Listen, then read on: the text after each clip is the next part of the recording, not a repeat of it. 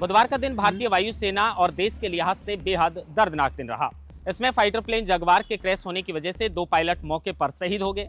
लेकिन ऐसी क्या वजह रही जिसकी वजह से पायलट अपनी सीटों को इजेक्ट नहीं कर पाए और अपनी जान नहीं बचा पाए? दूसरी असली क्या वजह है जिसकी वजह से प्लेन क्रैश हुआ? कहा जा रहा है कि ये लो लेवल फ्लाइंग का मिशन था, जिसमें जिस वक्त यह हादसा हुआ उस वक्त जो प्लेन था वो महज 500 फीट की ऊंचाई पर उड़ रहा था और जिस वक्त यह हादसा हुआ उस वक्त जगुआर की ऊंचाई और भी कम हो चुकी थी। श्री गंगानगर के सूरतगढ़ से ये जगुआर जो है वो उड़ान भरता है और लगभग 12:40 पर चूरू के रतनगढ़ के एक गांव के अंदर ये क्रैश हो जाता है। हादसा इतना भयावह था कि जब प्लेन क्रैश हुआ तो लगभग 200 मीटर तक ये घिसटता हुआ चला गया और जिसकी वजह से गड्ढा हो गया।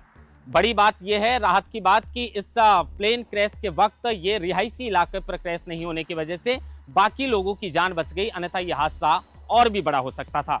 लेकिन कहा जा रहा था कि 1980 से जगुआर भारतीय सेना में शामिल हुआ और जो 2 वर्ष बाद फेज आउट भी होना था, लेकिन बाकी देशों में कहा जा रहा है कि इसे फेज आउट कर दिया गया, लेकिन भारत में 2 वर्ष बाद इसे फेज आउट किया जा रहा था और पुराना प्लेन होना भी एक ऐसा कारण बताया जा रहा है जिसकी वजह से ये फाइटर क्रैश हो गया।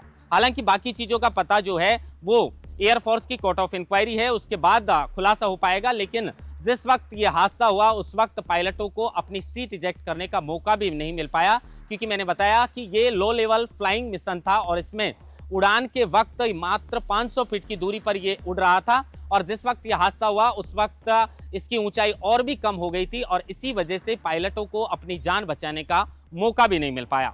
हादसे के बाद एक वायुसेना का प्लेन और दूसरा जो है वो हेलीकॉप्टर जो है वो मौके पर भेजा गया और उसके बाद हेलीकॉप्टर को सड़क पर लैंड करवाया गया। बाद में पायलटों के जो शवों के टुकड़े थे उन्हें एकत्रित किया गया। आसपास के क्षेत्र के लोग जो इकट्ठे हुए, वहां से एयरफोर्स के जवान आने के बाद उस पूरे एरिया को कवर कर लिया गया और उन लोगों को भी वहां से हटा दिया गया। इस हादसे की वजह से हर किसी को इस बात का दुख है। 2 पायलट थे, एक हरियाणा के रहने वाले थे और एक राजस्थान के रहने वाले थे। दोनों पायलट इस हादसे में शहीद हो गए। बड़ा दर्दनाक हादसा था, लेकिन अब इस में बताया जा रहा है कि जिस वजह से ये लो लेवल फ्लाइंग का मिशन था, इस वजह से पायलट अपने आप को नहीं बचा पाए।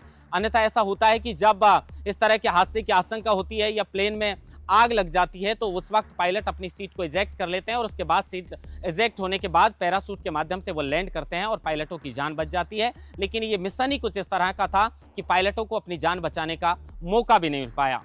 महेंद्र मास्टर, लोकमत हिंदी, जयपुर।